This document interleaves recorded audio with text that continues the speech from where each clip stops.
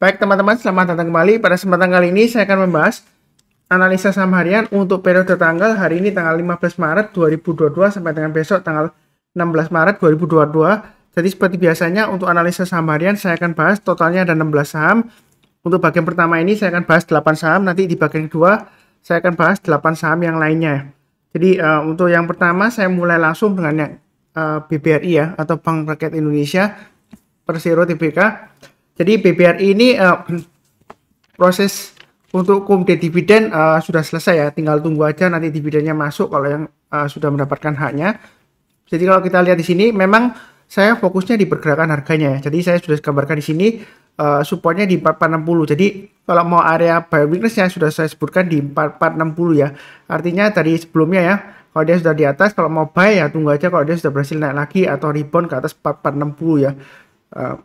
Berikutnya kalau dia berhasil naik ke atas 4600 yang mau tambah lagi atau istilahnya average up silakan ya, seperti itu ya.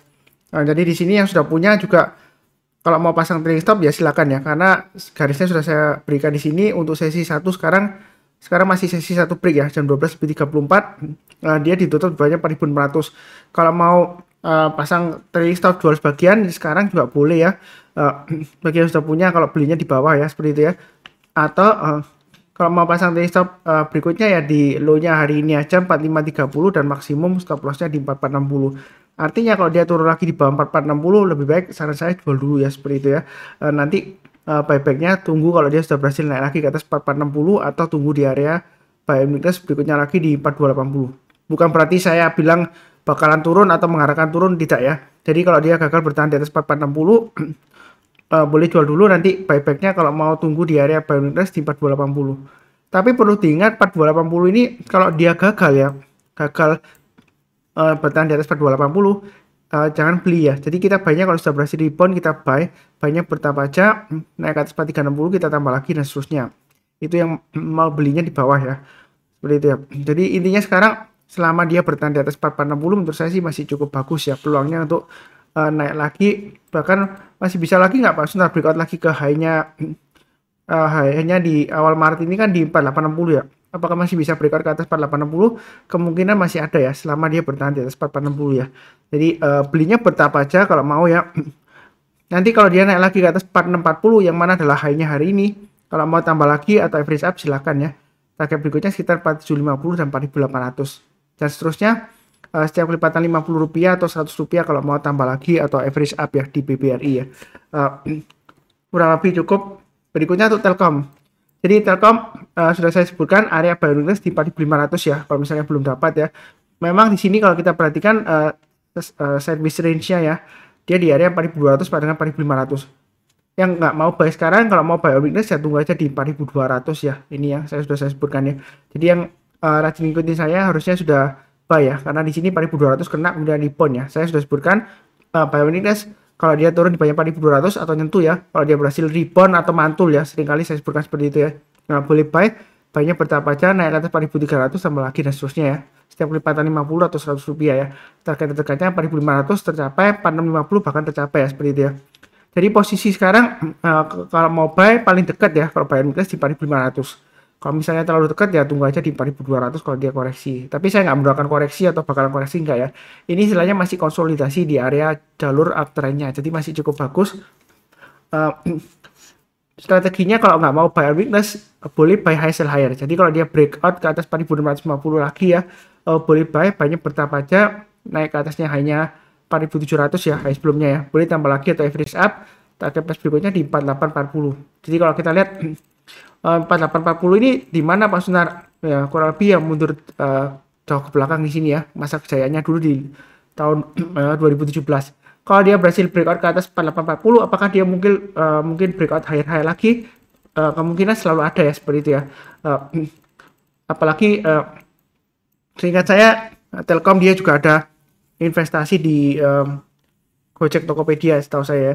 Jadi ini yang akan datang tapi bicara mengenai Gojek Tokopedia, Goto ya, hari ini istilahnya itu kayak pengumuman resminya ya untuk IPO-nya ya. Jadi sudah ada 3 sekuritas, prospektusnya nanti saya kirimkan di video deskripsi di bawah ini ya, kalau misalnya mau baca-baca mengenai Goto ya, tanggalnya ya, seperti itu. Saya nggak bahas mengenai Goto di sini, mungkin di video yang lainnya kalau nanti saya ada waktu saya bahas ya mengenai Gojek Tokopedia ya. Jadi saya lebih menyebutnya Goto ya. Kalau Goto kan masa Gojek Tokopedia lah. Harusnya Goto ya bacanya, Gojek Tokopedia ya. Ya kurang lebih cukup ya untuk Telkom. Mudah-mudahan dia bisa breakout ke atas 4840 ya. Kalau misalnya dia berhasil naik ke atas 4840, maka target berikutnya ya kurang lebih di sekitar ya 5.000-an ya, seperti itu ya. Itu perkiraan saya kurang lebih seperti itu. Jadi sejauh ini uptrendnya masih cukup bagus untuk Telkom. Kalau misalnya takut buy on weakness atau banyak bertapa aja, buy high sell higher, kalau dia breakout silakan ya, seperti itu. Uptrendnya sejauh ini masih cukup bagus. Kurang lebih cukup. Berikutnya untuk BBCA. BBCA yang lagi ngikutin saya sudah sebutkan sebelumnya ya. 7750 ke atas boleh buy, naik ke atas 7875 silakan tambah lagi, naik ke atas 7950 tambah lagi. Targetnya dia akan menguji resistance sebelumnya 8250 yang sudah saya gambarkan. Memang sempat nyentuh 8225 ya. Jadi boleh dikatakan ini kurang lebih targetnya sudah tercapai sebelumnya. Nah, posisi sekarang kalau sudah punya, pasang aja trailing stopnya di low-nya hari ini ya, 8075. Jadi kalau mulai turun lagi di bawah 8075, lebih baik jual dulu sebagian, turun di bawah 7950, jual dulu aja semuanya dulu karena dia ada kemungkinan masuk lagi ke area sideways range-nya sebelumnya di sini ya, 7600 sampai dengan 7950. Jadi cek juga mengenai pembagian dividen untuk BBCA ya. Saya belum cek ya. Setahu saya sih kalau perhatikan di jadwalnya aksi korporasi di programnya sekuritas saya ya, itu untuk cash dividend untuk BBCA belum keluar ya, seperti itu ya. Yang terakhir Arna ya besok ya, tanggal 16 Maret 2022, 45 rupiah per lembar sahamnya ya, seperti itu ya. Jadi setahu saya belum keluar ya untuk pembagian dividen BBCA. Tapi kalau sudah tahu, yang sudah tahu ya silakan tulis di kolom komentar ya, tanggalnya berapa dan nominalnya berapa, seperti itu ya. Jadi kurang lebih seperti itu ya. Apakah masih mungkin breakout ke atas 8250? Masih ya. Jadi fokusnya di sini saya di pergerakan harganya. Kalau dia naik lagi ke atas 8250, target berikutnya sekitar 8600 dan 9000 ya, seperti itu ya. Nah, seringkali saya dibahas ditanyain ya, apakah BBCA ini cocok untuk investasi jangka panjang, seperti itu ya. Memang sahamnya cocok. Tapi pertanyaan sekarang, kapan belinya yang terbaik gitu ya, seperti itu ya. Terus terang aja untuk BBCA saya belum buyback karena sebelumnya sudah buy kena trailing stop ya, saya belum buyback. Saya menunggunya mungkin sekitar Mei-an ya, bulan Mei ya, nanti Mei atau Juni atau paling lambat Juli lah kalau mau masuk lagi. Saya biasanya seperti itu untuk big bank ya, bank-bank besar ya. Kalau sudah kena trailing stop biasanya saya nggak kejar lagi ya. Memang untuk sentimen dividen dia masih bisa naik lagi ya, tapi saya sih lebih baik pilih yang lainnya karena saya ada saham perbankan lainnya ya, BJTM ya, yang saya punya lumayan banyak ya. Jadi saya masih hold untuk BJTM. Jadi untuk BBCA sejauh ini memang masih bagus ya. Dia masih berusaha untuk breakout ke atas 8250. Jangan takut terhadap resisten. Pak Sunar sebelumnya gagal, ya kan? 8250 diambil dari mana? Ini dari swing high di sini ya. Ini waktu euforia stock split sebelumnya ya. Jadi BBCA kan stock split dia sempat naik tinggi setelah stock split ya, kemudian turun. Nah, di sini dia akan menguji 8250. Saya rasa sih masih memungkinkan untuk breakout ke atas 8250 ya, seperti itu ya. Kalau yang berani buy high sell higher ya naik ke atas 8250 buy ya.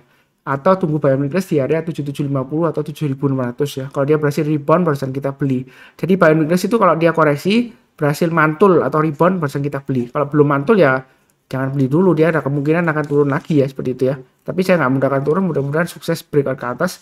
Menurut saya sih BBCA ini masih memungkinkan untuk tembus ke 9.000 ke atas ya, atau bahkan 10.000 ke atas masih memungkinkan selama dia laporan keuangannya masih bagus ya, fundamentalnya sejauh ini masih bagus dan tidak ada bad news ya.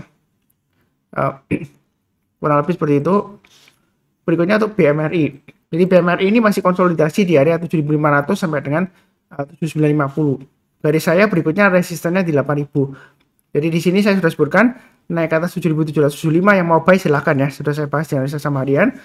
Jadi sejauh ini masih cukup bagus, masih peluang untuk breakout ke atas 8.000 itu untuk BMRI. Nah, kalau dia breakout ke atas 8.000, target berikutnya di mana? Kalau kita mundur jauh ke belakang ya, itu masih memungkinkan targetnya ke sekitar 8.500 dan 9.000 ya. Ini di masa kejayaannya di 2018 awal ya.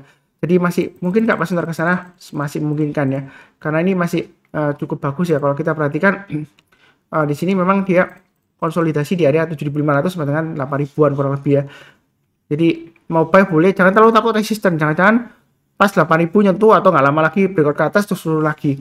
Ya kalau kita takut pasang aja trailing stop atau stop lossnya ya, seperti itu ya. Kalau misalnya takut lagi ya banyak bertahap atau pilih saham yang lainnya atau tunggu buy weakness ya. Strateginya seperti itu. Kurang lebih cukup. Berikutnya lagi untuk BRMS. BRMS kok masih naik lagi Pak Sunar. Ya di sini area buy weakness sudah saya sebutkan 160 ya. Jadi bukan karena sudah naik terus saya bahas, enggak. Jadi ngikutin saya dari awal sudah saya sebutkan ketika dia naik ke atas buy weakness di 160 ya. Artinya kalau dia turun kemudian berhasil rebound ya. Jadi kasusnya seperti ini ya, persis ya. Jadi ini kalau beli di sini beli Pak Sunar, ternyata turun lagi bawah 160 sebelum waktu itu ya. Nah, tapi kalau beli di sini ya stop lossnya di garis di bawahnya lagi ya, strateginya seperti itu. Jadi trading itu mudah kalau sudah ada gambarannya di mana kita pasang trailing stop, di mana kita pasang stop loss. Kalau dia berhasil breakout lagi naik ke atas ya, kita belinya di mana atau istilahnya average up ya. Jadi di sini kalau dia berhasil naik lagi ke atas 200, boleh nggak Pak Sunar tambah lagi atau average up? Boleh aja ya. Naik lagi ke atas 200 tambah lagi target price berikutnya di 240 dan 270.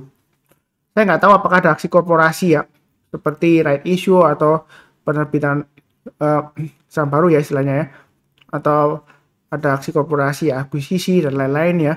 Fundamentalnya harapannya sih membaik ya, karena didukung dengan kenaikan harga batubara sebelumnya ya, seperti itu ya. Mudah-mudahan aja ini masih bisa breakout.